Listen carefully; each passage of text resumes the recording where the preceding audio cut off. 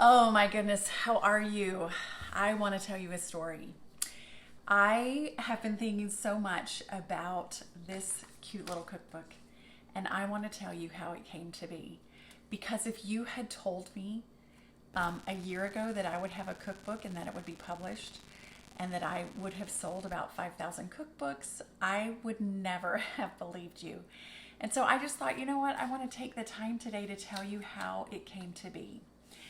So, in my real life, and many of you guys know, those of you who follow me, know that for 25, 26 years in Birmingham, Alabama, I have been known as Miss Annie.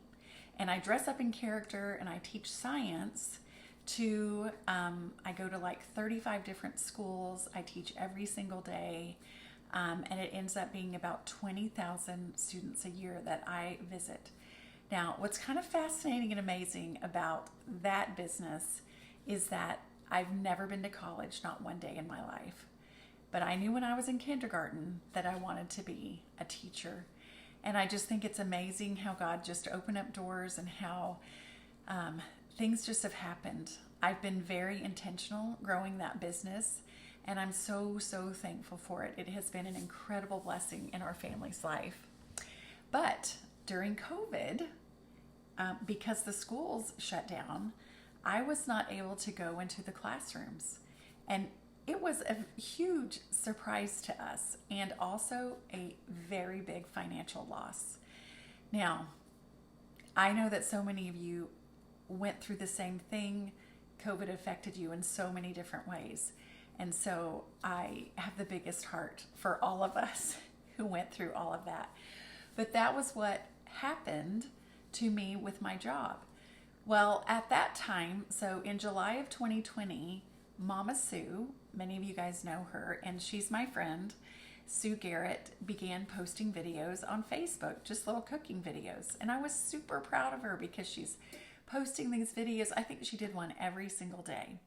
Then she actually created a cookbook. And I bought that cookbook because I wanted to just support her. And I saw what she was doing.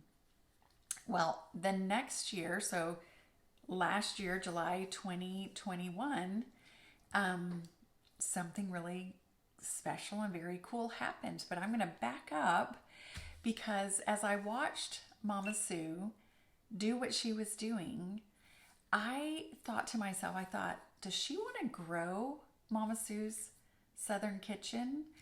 And so I knew that she needed my friend Angela Deaver if she really wanted to do that. So I reached out to her and I said, could we meet like at a little coffee shop or have lunch together or something? And so we did, and I visited with her and asked her if she was interested in growing Mama Sue's Southern Kitchen and about her cookbooks. And she, I love Sue because she's like, if I'm going to do this, yes, I would love to be able to make it grow and create a business out of it. So I said, you need my friend Angela Deaver. So Angela Deaver took over Mama Sue's cookbooks and her Facebook and Instagram. And that was July of last year. And then just the next month in August, Mama Sue was diagnosed with breast cancer.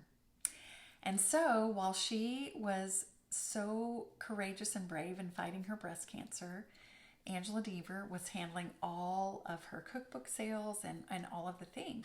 Well, I'm not back in the schools yet full time. And so I was like, well, I can certainly help. So me and Daryl, we're bagging all these books. We're helping Angela ship out these books. And it was through the encouragement of Mama Sue, she said, Annie, you could do this. Because I had made a video or two like earlier, just posted on my personal Facebook page about how to make magnolia garland out of using artificial garland and cutting magnolia. Maybe some of you guys saw that. And then I think I did a white trash video. And anyway, so Mama Sue said, I really think you could do this. So I thought, maybe I can. And so I began posting videos 3 times a week, and this started in October. Well, also at that same time, all of the schools opened up to me. And so I was working full time as Miss Annie. I still am. And I was posting videos 3 times a week, and Mama Sue encouraged me to do a cookbook. Now, let me tell you about cookbooks. Cookbooks are hard to do. Like, it takes a lot of time to put together a cookbook. And so I was working on that. I started like in September, working on it, just any time that I could, any extra time that I had.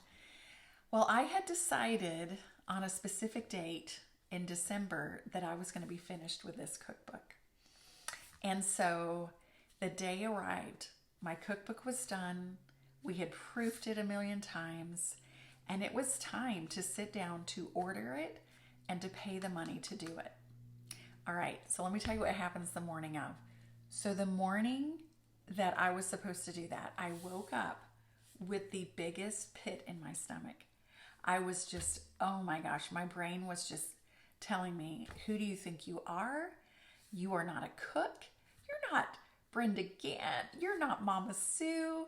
You're not Martha Stewart. Like, who are you? You're Annie. You're not this great cook. And so anyway, my brain was just going crazy. And then, of course, it was a lot of money to publish these books. So I was just a mess, like waking up.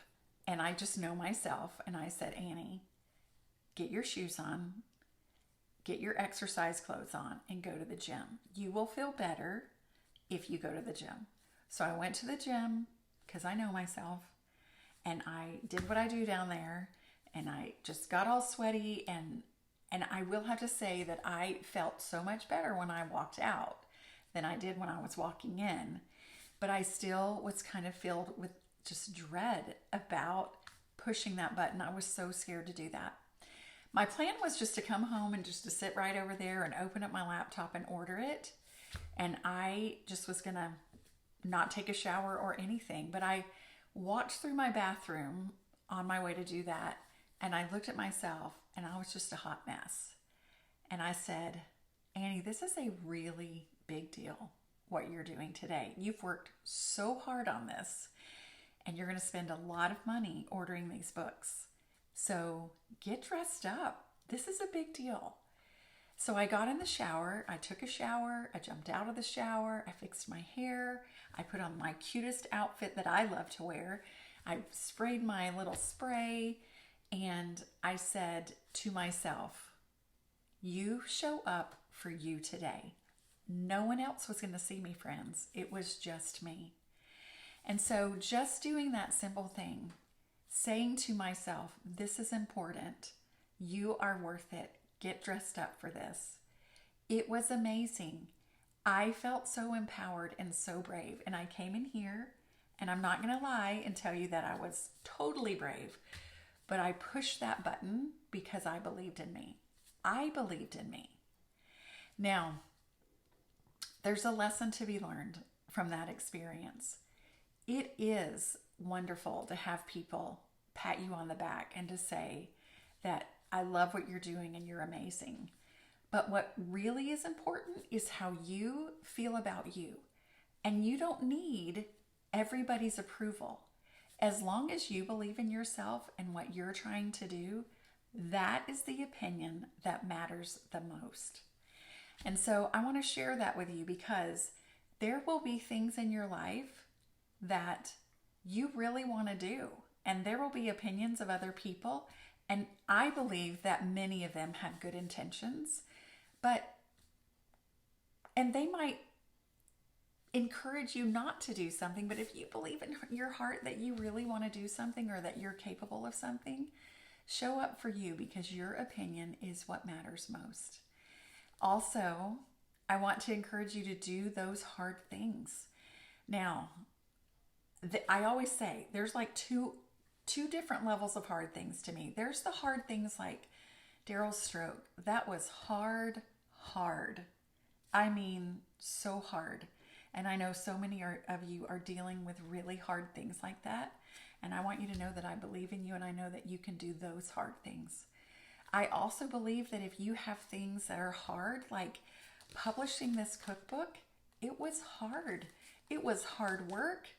It was there was a lot of just like, again, what are people going to say? You're not really who you think you are. A lot of chatter in my head, but I had to make a note of it and say, thank you, brain, for trying to keep me safe.